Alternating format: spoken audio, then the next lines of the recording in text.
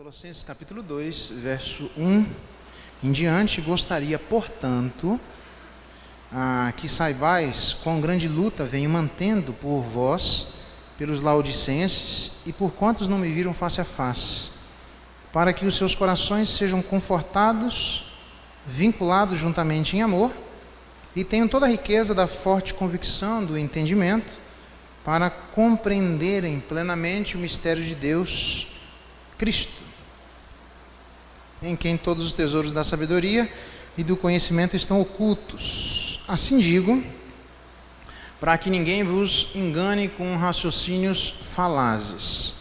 Pois embora ausente quanto ao corpo, contudo em espírito estou convosco, alegrando-me e verificando a vossa boa ordem e a firmeza da vossa fé em Cristo.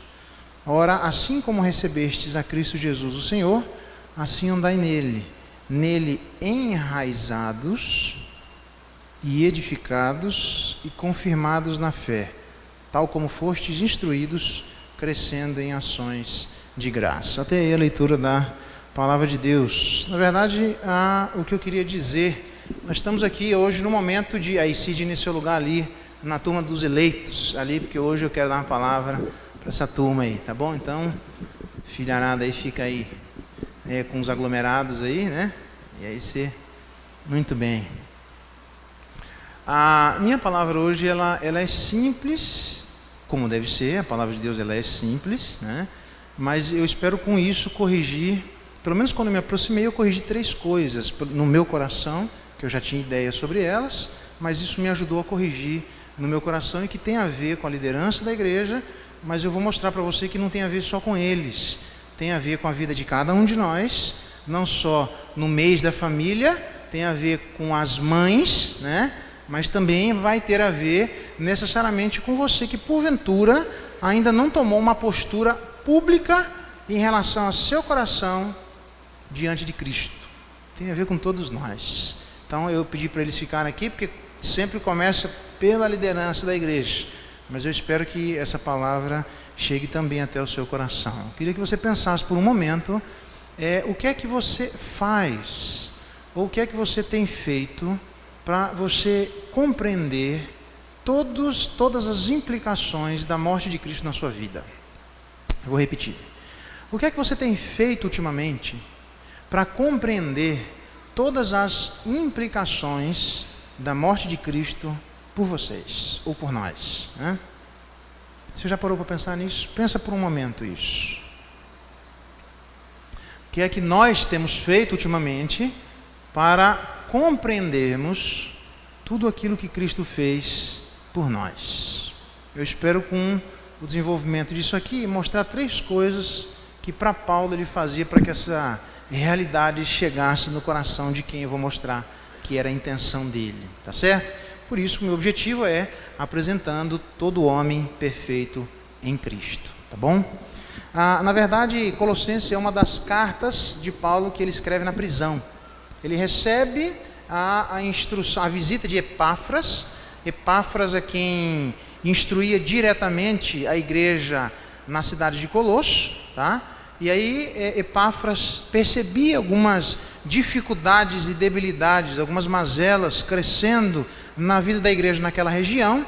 Colossenses, Laodiceia, está tudo meio perto, na verdade quase que 17 quilômetros uma da outra, né? E Epáfras, que está especificamente na cidade de Colosso, vai até Paulo, que está em Roma, preso, para dizer a Paulo qual é o problema e dar um relatório da igreja de Colosso. E ele diz que a igreja tem algumas dificuldades peculiares, a volta ou a recaída em alguns vícios particulares que eram próprios dos pagãos, e a obediência, dentre outras coisas que nós vamos explorar, mas a obediência a falsos mestres, pessoas que estavam ensinando coisas que não tinham absolutamente nada a ver com o evangelho. A gente vai ver qual que eram algumas dessas coisas. Como é que Paulo então fez para apresentar então todo homem perfeito em Cristo? Você vai perguntar, da onde que eu tirei isso? Capítulo 2, verso 1 diz, gostaria, portanto.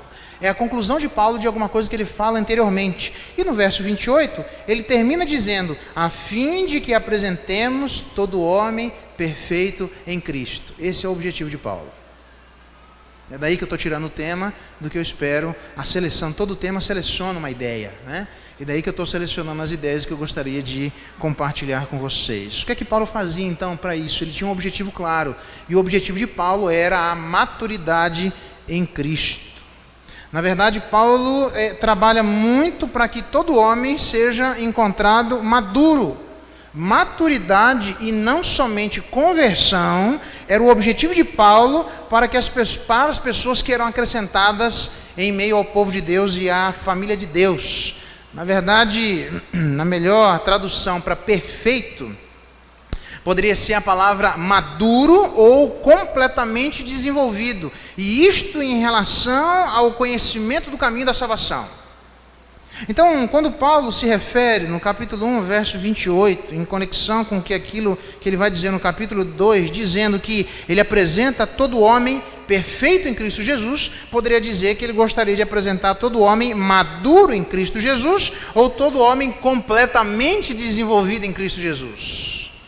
Na verdade, a maturidade, ele usa essa mesma palavra em outros textos, ela aparece em contraste, por exemplo, com coisas da meninice.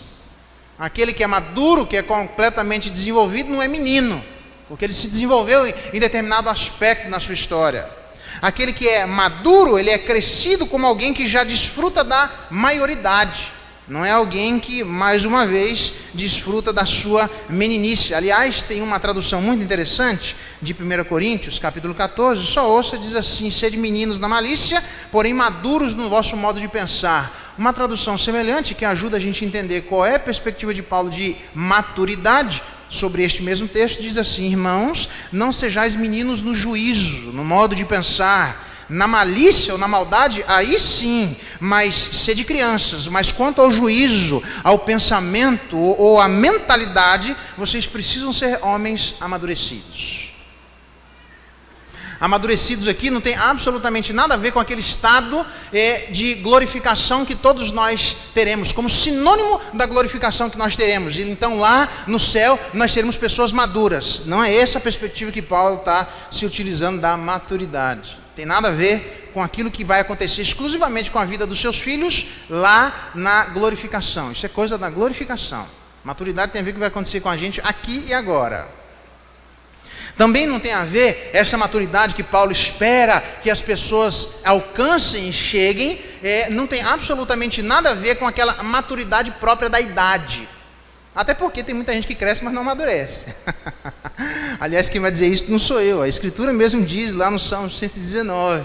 E o contexto é que ele vai dizer isso. Ele vai dizer que a palavra de Deus nos torna mais sábios do que os nossos inimigos. A palavra de Deus nos torna mais sábios do que os nossos mestres. E mais entendido do que os idosos. É por isso que em relação à maturidade na vida cristã, existem pessoas novas instruindo as pessoas mais velhas. Porque nem todos, com a idade, alcançam a maturidade própria dos aspectos advindos da vivência das coisas diárias.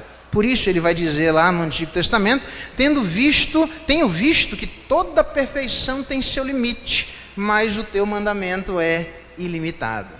Então, essa maturidade de que a Escritura diz e que Paulo está fazendo referência, tem nada a ver com aquele estado em que nós teremos lá na glorificação, e não tem nada a ver com aqueles aspectos próprios da idade, tem a ver com outras questões. Na verdade, a ideia que Paulo trabalha para os cristãos, que eles fossem encontrados maduros, diz respeito à plenitude de seu conhecimento no que diz respeito ao caminho da salvação, e não da glorificação. Maturidade em relação ao modo de pensar, ou ainda em relação à sua mentalidade ou seu pensamento. Isso aqui para mim corrige alguma coisa que deveria, no meu pensamento, ser compartilhada e corrigida no coração da igreja. Quando a gente coloca como objetivo máximo da nossa atividade ministerial que as pessoas conheçam a Jesus Cristo, entreguem seus corações a Jesus Cristo, e por isso o trabalho primeiro da vida da igreja é a evangelização, o compartilhar da palavra, porque aquelas pessoas que estão longe de Deus precisam ser aproximadas de Deus, aquelas pessoas que estão caminhando para o inferno precisam caminhar para o céu, aquelas pessoas que estão mortas precisam ser vivificadas pelo Senhor.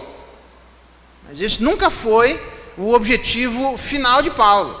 E ele entende então que a conversão é um meio para chegar a um objetivo maior. E o objetivo maior do coração de Paulo é que ele envidava algum esforço, nós vamos ver quanto esforço, para que as pessoas que já se encontravam convertidas, já se encontravam ressuscitadas, já tinham sido regeneradas, já tinham sido acrescidas à família de Deus, agora elas prossigam no desenvolvimento da sua salvação, até que ainda nesta terra elas se encontrem num período de maturidade intelectual, na sua forma de perceber todos os desdobramentos da morte de Cristo em favor da vida de cada um de nós. De cara, isso mexe comigo e com você. Porque colocar como alvo final, e eu repito isso e está gravando, é alvo final. Colocar como alvo final é conversão, é um alvo muito baixo, porque nunca a Escritura esperava que todos nós colocássemos como alvo final do trabalho do coração de cada um de nós, única e exclusivamente que as pessoas entreguem seus corações a Jesus, e isso tem a ver com você que ainda não colocou o seu caminho e seu coração na presença de Deus. Há hinos que nós cantamos, você já deve ter ouvido outras mensagens, entregue seu coração a Jesus Cristo, venha do jeito que você está, mas o alvo não é esse. Se você vir do jeito que você está, tem uma caminhada muito maior esperando por você. E muitas outras coisas que eu e você precisamos aprender. Há muitas outras características que precisam ser acrescentadas à nossa forma de pensar e à nossa mentalidade.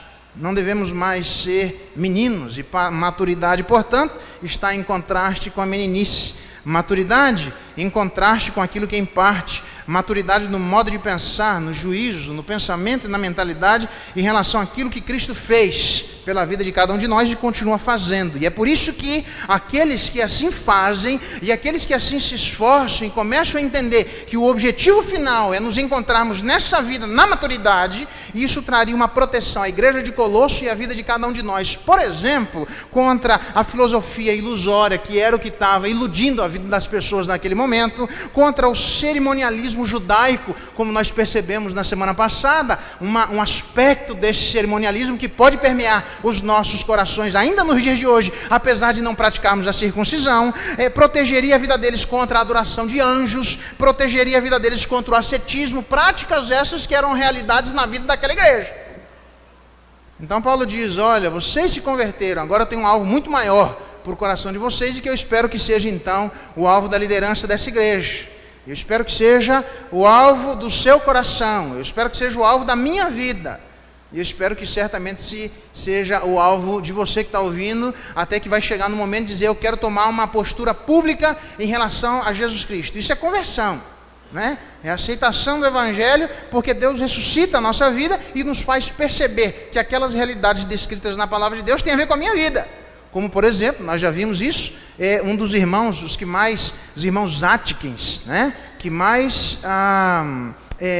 elaboram o ateísmo no mundo na atualidade, são os irmãos Atkins. Richard Dawkins é o que mais é conhecido, mas os irmãos Atkins são os que mais articulam essa ideia no meio da academia. E um destes irmãos, numa igreja da Europa, eu acho que eu já compartilhei isso com vocês, ele apenas observando uma pintura de Deus jogando as pessoas no inferno, ele diz, mas e se eu estiver lá? Mas você falou a vida inteira que Deus nem existe, por que você está preocupado com essa pintura?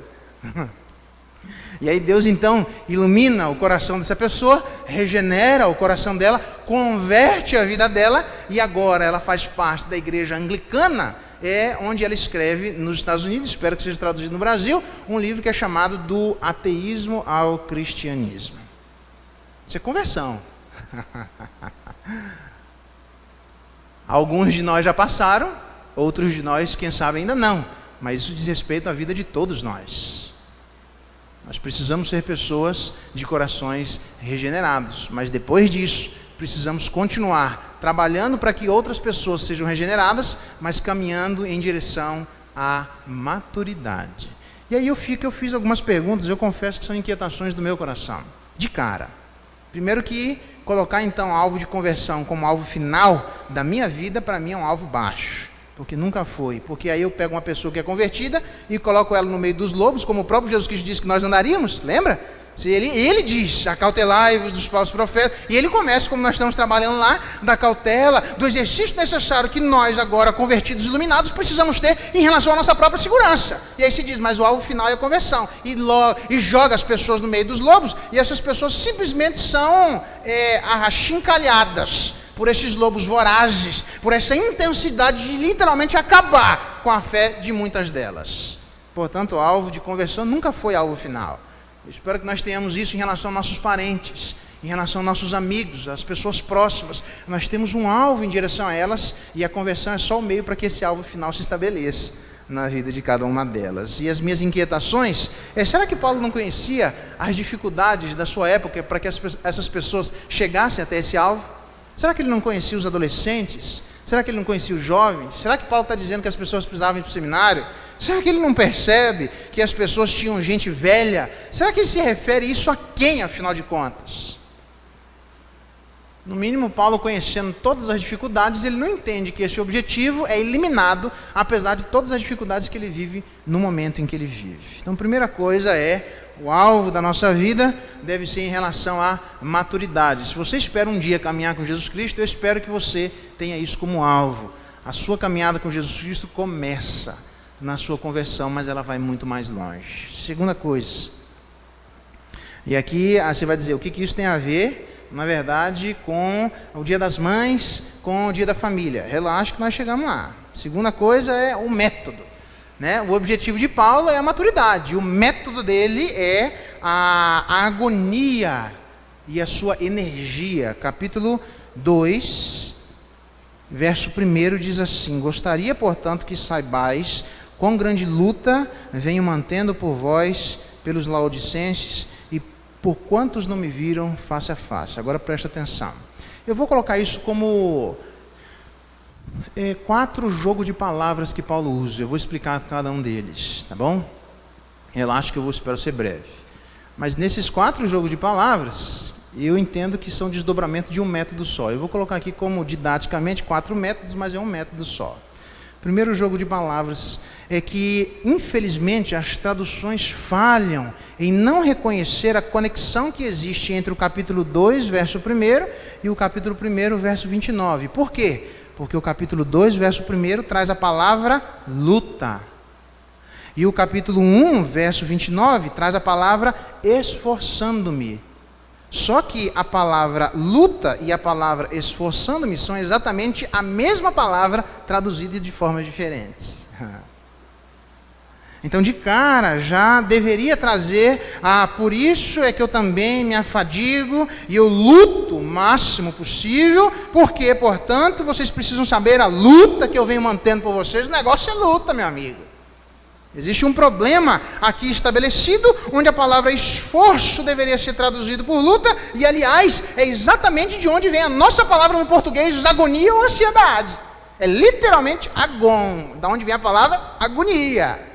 Então, Paulo, já de cara, nós podemos perceber, pelo primeiro grupo de palavras, que ele luta, que ele se esforça, que ele tem ansiedade, que ele sofre de agonia, como sinônimos de palavras que demonstram e descrevem o que é que ele faz para que estas pessoas cheguem à maturidade, que é o objetivo final dele.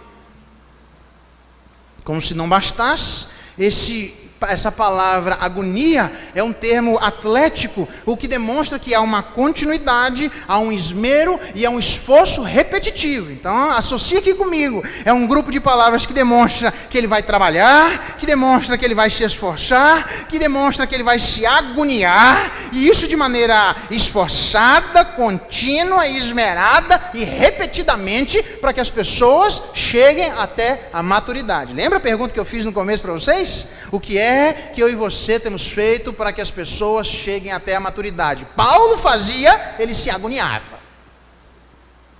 E aí, olha, a teologia da prosperidade aqui passou longe que não gosta de palavras de sofrimento, que não gosta de palavras que trazem dor, que não gosta de palavras que trazem cerceamento, que não gosta de palavras que trazem sofrimento à vida de cada um de nós, e elas querem dizer que Deus tirou todo tipo de nosso sofrimento, quando Paulo vai dizer que ainda este tipo de sofrimento não foi tirado pela vida dele, e que ele ainda se esforça, se agonia, e ele trabalha para que Jesus Cristo seja absolutamente absorvido pelas pessoas, não na glorificação, mas nos dias de hoje. Tem trabalho duro para ser realizado, para que estas realidades aconteçam na vida de cada uma dessas pessoas. Segundo jogo de palavras, Colossenses capítulo 1, verso 29, traz a palavra afadigar. E a palavra afadigar é exatamente a mesma palavra que em algumas traduções tem trabalho árduo. É outra palavra.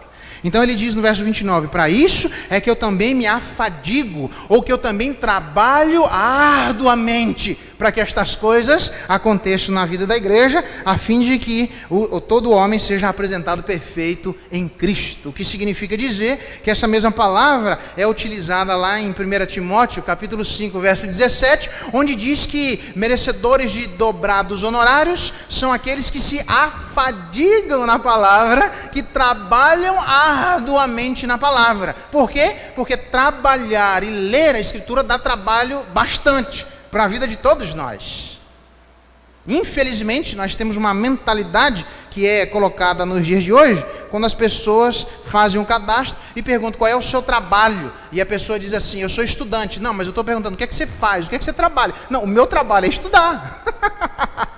Como se aquele engenheiro, como se o médico, como se o funcionário público, como que se as pessoas que exercem as suas atividades aí fora não precisaram passar algum tempo trabalhando arduamente em prol das letras, em prol das palavras, em prol do entendimento naquilo que ela escolheu para exercer na vida, para que depois daquele trabalho tenha êxito na vida das pessoas. E aí nós perguntamos, você fez faculdade? Fez onde?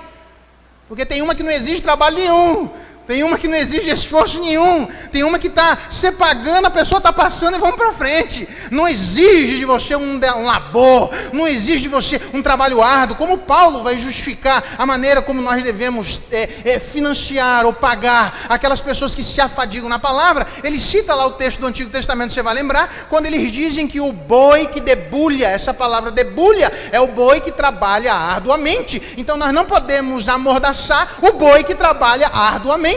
Por quê? Porque o objetivo de Paulo, com estas palavras, é demonstrar que ele se afadiga, é demonstrar que há um trabalho árduo para que Jesus Cristo brote de maneira plena no coração daquelas pessoas que já tiveram sua vida entregue a Jesus. Volto a perguntar, o que é que você tem feito para que a vida das pessoas, qual é o alvo do seu coração para a vida de seu semelhante? Você vai dizer, o meu alvo é que elas sejam convertidas. Paulo diz, não, o nosso alvo é que elas amadureçam, irmãos. Só que o grande problema é que o que está em voga na atualidade é a lei do menor esforço. Nós não queremos trabalho nenhum. Nós queremos abrir a boca e fala, põe aqui, aonde é que está isso, eu posso usar isso, tênis ou sapato, posso ir de terno, de que roupa, e a gente quer as coisas fácil na nossa boca, porque nós não queremos labutar, nós não queremos nos esforçar, nós não queremos trabalhar repetidamente, nós não queremos que haja esse labor, esse sacrifício da parte de cada um de nós, não somente em prol da nossa vida, mas em prol do outro. Terceiro jogo de palavras, está aí no capítulo 2, verso 1, quando ele diz, gostaria, portanto, que saibais quão grande luta. Essa palavra luta seria trabalho árduo, então seria a tradução, quão grande trabalho árduo eu tenho feito. E esse quão grande é para demonstrar a intensidade. Só tem um outro lugar em que essa palavra é utilizada, em Tiago. Quando Tiago fala dos efeitos desastrosos de uma fagulha que põe em brasas tão grande selva.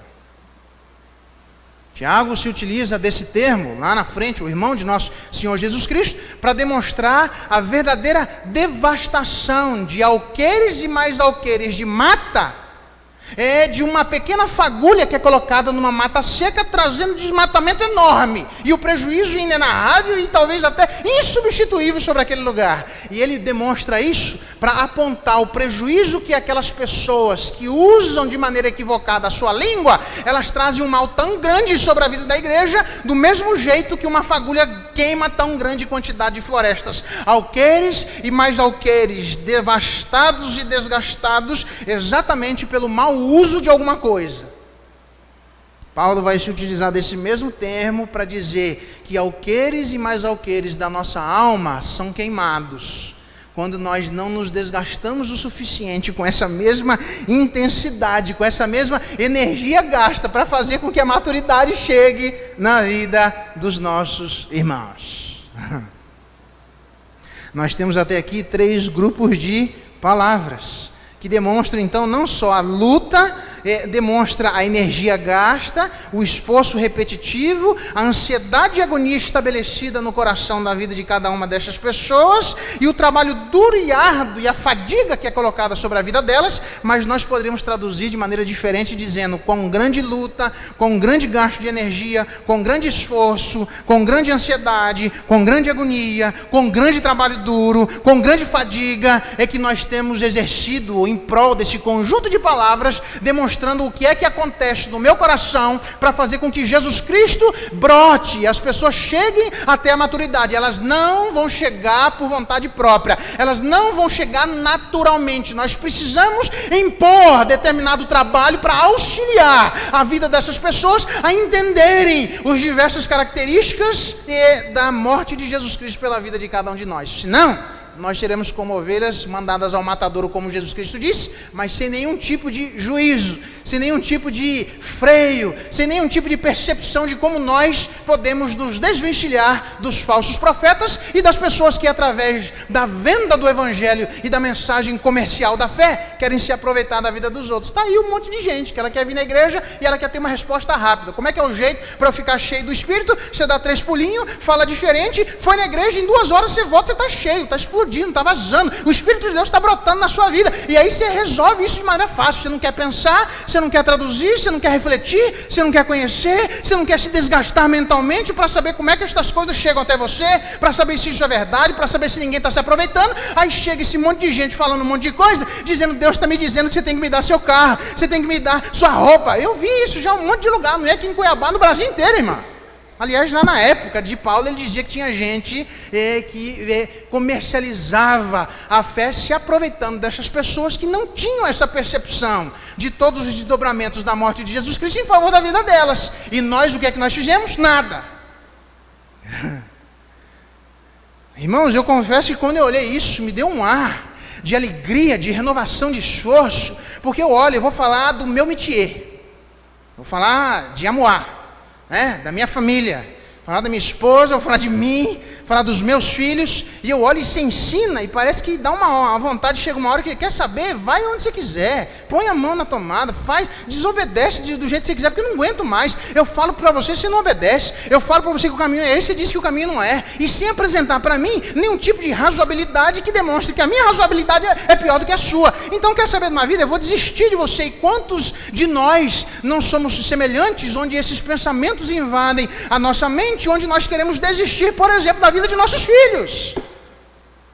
E quando eu olhei Paulo, eu disse: olha, não sei o que é que minha filha ainda tem para melhorar, mas o que eu sei é o que eu tenho para melhorar, e eu não sei se aquilo que não brotou ainda no coração da minha filha para que ela seja madura, não tem a ver com a minha falta de desgastar, de se esforçar de maneira repetitiva, de me agoniar em função de que ela chegue à maturidade, porque eu nem sei se eu tinha isso como objetivo no meu coração, mas isso pelo menos eu tinha. Mas eu não sei se você tinha. Aí o que a gente faz? Liderança da igreja faz o que está aí posto nos dias de hoje. O camarada não dá conta, tem filho, vira o zoinho, e aí leva o filho lá para a escola, desde que a escola educa. Aí a escola não aguenta, passa o negócio para repetir, passar todo mundo, ninguém repetir. O camarada não sabe absolutamente nada, porque você fala qualquer coisa ele fica bravo, não é assim? Você fala qualquer coisa o camarada fica bicudo, ele não gosta. E aí você manda para quem? Manda para psicólogo. E aí tem gente levando filho com 1 ano de idade, 2 anos de idade para psicólogo. Qual que é o problema? Porque meu filho não obedece. Ele tem 2 anos, bicho. Calma, cara, você nem começou as dores ainda. Virar o zoinho foi bom agora e educar o filho agora. Não, vamos lá, bicho, vamos continuar. Vamos se desgastar aí, porque tem muito esforço em prol dos filhos. Aí não aguenta lá, o psicólogo não dá conta, o que a gente faz? Toma, pastor, que o filho é teu. Não, senhor, meu sobrenome não está aí, o filho é teu, meu amigo. Assume a responsabilidade. Ou é fácil cuidar de filho? É, Sidney? Sidney chega a vira o zóio aí, né? Vira o zoinho para criar o filho lá e agora vira o zoinho para poder cuidar do filho. Tá lá o Marlon, a gente brinca, né? Olha, preste atenção e dorme enquanto dá tempo, porque depois que nascer o filho, você vai ver o que é. E se fosse só uma questão de sono, meu amigo? E aí você vai ver que quando chega com 5 anos, quando chega com 7 anos, quando chega com 10 anos, quando chega com 15 anos, quando chega com 20 anos, 35 anos, e está aí. É ou não é que tem que olhar para a vida da Sueli e perceber, será que Jesus Cristo ainda entendeu todos os desdobramentos da morte de Jesus por ela? Então eu tenho que me esforçar. E aí nós nunca nos desvencilhamos, por exemplo, dos nossos filhos. Nós temos que nos desgastar em prol deles.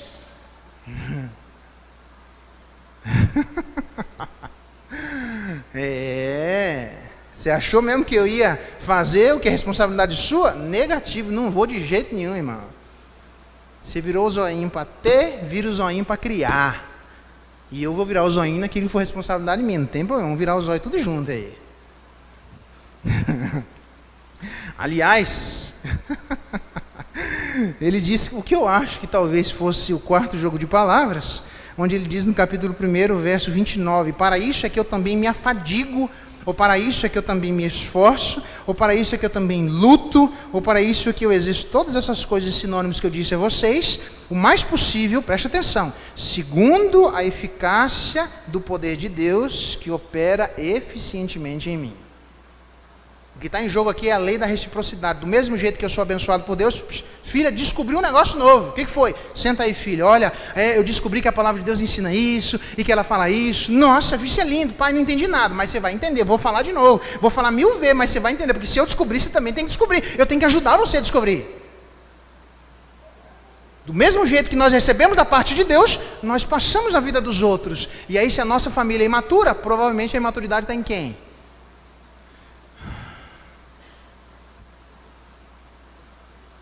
Se há imaturidade no coração da nossa família, provavelmente a imaturidade está em quem deveria receber da parte de Deus para poder passar.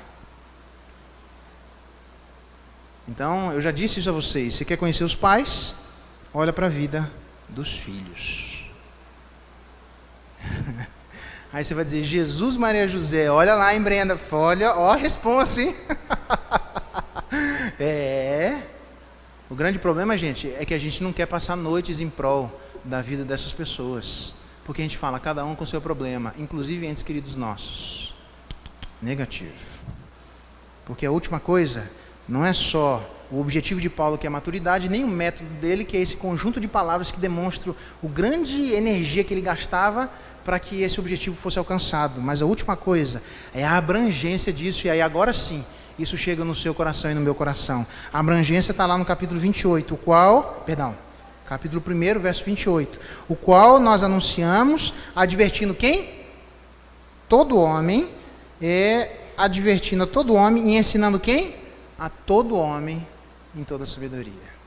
O que significa dizer que para Paulo, ele tinha a perspectiva de que ele deveria exercer toda essa energia e agonia, nessa intensidade toda, em favor de quem? De todo mundo, até por pessoas que ele nem viu. Então deixa eu falar uma coisa para você que é membro dessa igreja. Se você não se... Como é que está a sua membresia? Deixa eu entender. Ah, pastor, vai tudo bem. Não, eu sei, vai tudo bem na sua casa, você organizou seu coração, beleza. Mas assim, e na igreja? Não, está tudo bem, pastor. Como assim? Eu não consigo entender. Você não está se agoniando pela vida das pessoas, não? Porque Paulo tinha como objetivo ensinar todo mundo. E até por pessoas que nem ele conhecia face a face. Então como é que é isso? Então o objetivo nosso deveria ser em prol de todas as pessoas. Você quer ver como é que Paulo provavelmente fazia isso? Colossenses capítulo 4, dá uma olhadinha lá. E se isso for verdade, nós temos um problema.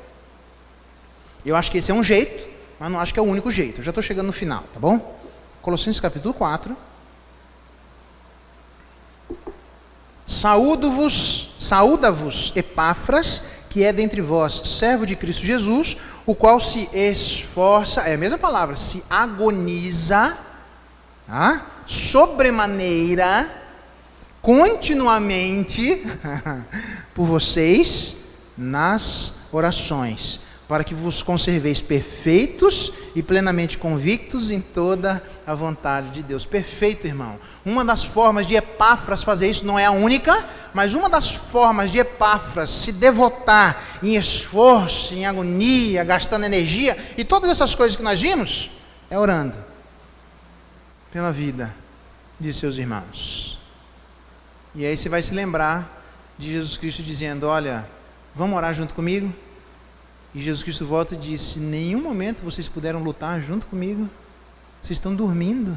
Agora? Não, não é hora para isso. Vocês precisam orar, irmãos. E eu acho que esse não é o único jeito, mas acho que esse é um método que Deus exige da vida de cada um de nós. Vou voltar à pergunta que eu fiz para vocês no começo. O que é que você tem feito ultimamente para que Jesus Cristo brote no coração de todos? Mães, vocês precisam se desgastar assim pela vida, não é só da sua família, é de todos. E aqueles que verdadeiramente entendem isso como liderança da igreja, aqueles que verdadeiramente entendem isso como homens dirigindo seus lares, aqueles que verdadeiramente entendem isso como pessoas que querem professar a sua fé, entendem que o alvo é em relação a nós e eu preciso cuidar da minha vida, mas eu também preciso me esforçar para cuidar da vida de meu irmão. Sabe qual é o problema? É que esse negócio de internet é cada um na sua e Deus que resolve o problema de todo mundo. E a gente vive cada vez mais um isolacionismo, vivendo separado da vida de nossos irmãos. E a gente não quer saber se porventura as falácias, os enganos falaciosos, o cerimonialismo, os rituais e todos os problemas da atualidade não têm se avançado sobre o coração de nossos irmãos. Sabe por quê? Porque eles não entenderam todos os desdobramentos da morte de Cristo em favor da vida de cada um deles. E sabe quem é responsável por isso? Eu e você. Então, capítulo 2, eu quero terminar aqui no verso 7. Você entendeu como é que isso tem a ver com vocês que são liderança da igreja oficiais? Esse é o nosso papel. Ajudar essas pessoas com este tipo de desgaste, para que Jesus Cristo brote no coração delas. Então, quando eu olho para a Raíssa, quando eu olho para o Augustus, que fala mais que o olho da cobra, eu falo: Senhor, eu preciso me gastar mais ainda. É só no começo, eu ainda tenho muito trabalho para acompanhar a vida dos meus filhos. A vida da minha esposa eu tenho muito trabalho. Não tão menos, né? Eu tenho pouco trabalho. Eu acho que ela tem mais trabalho em relação a mim, né? Não, também não, né? Estou quase perfeito, né? Não, também não. A gente tem trabalho mútuo, irmãos. Você está sendo chamado nessa noite para trabalhar. Não pense que é só essa liderança da igreja, não. Todos nós, porque Paulo está escrevendo para a igreja, temos uma responsabilidade mútua em relação a uns com os outros. Então eu poderia pedir para você, olha aqui, versos 6 e 7.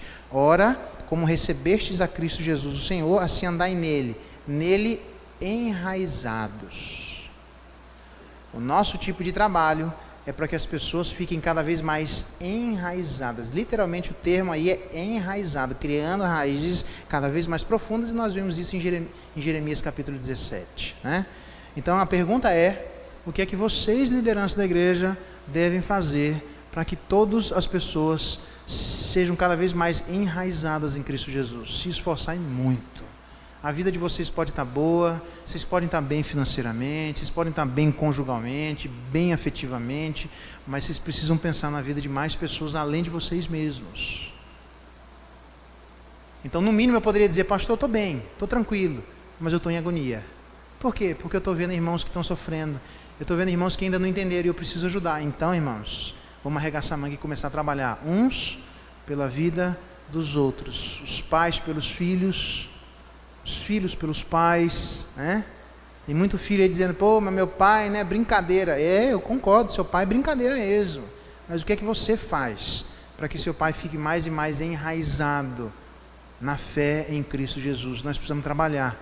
E a palavra de hoje, no dia da família, é que esta é uma exigência de Deus sobre a vida de todos aqueles que são filhos de Deus. Chamados para trabalhar, chamados para arregaçar a manga, para que Jesus Cristo brote com maturidade, mudando a forma de pensar da vida de muitos de nossos irmãos. Então você sabe quando você não tem mais trabalho para fazer? Quando você olhar diante de Deus e dizer: não, eu estou, filho, pode vir heresia que eu aguento. estou em amor, consigo perceber. Pois é, mas e seu irmão, tem essa mesma convicção? Não, então, bora trabalhar. Para aqueles que ainda não entregaram o coração a Jesus Cristo, é isto que Deus espera de você. A sua entrega para Jesus Cristo é só o primeiro caminho, irmão. Tem muito mais coisa que você precisa fazer. Você vai precisar de muito trabalho, muito labor, contínuo, para que você tenha a devida convicção para se proteger dessas maledicências e falsos profetas que existem à volta da igreja de Deus. Vamos abaixar as nossas cabeças, vamos orar. Eu queria perguntar para vocês, qual é o esforço? Primeira pergunta que eu fiz no começo, o que é que nós temos feito em prol de nossos irmãos? E eu pergunto, estas palavras que Paulo usou, de esforço contínuo, de labuta, de energia, de quão grande energia, estas coisas refletem aquilo que você faz?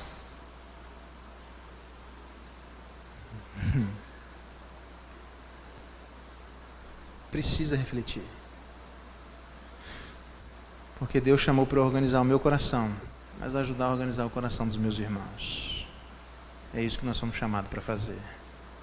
Vamos ficar de pé, pedir ao pastor Marcos vir aqui à frente, eu vou orar e depois ele vai impetrar a benção, encerrando o nosso culto de hoje. E que você saia daqui pensando que tipo de energia você tem gasto em prol deste objetivo, que é a maturidade da vida de nossos irmãos. Vamos orar? Pai, em nome de Jesus, eu quero agradecer, louvado e bendito seja o Senhor pela Tua palavra.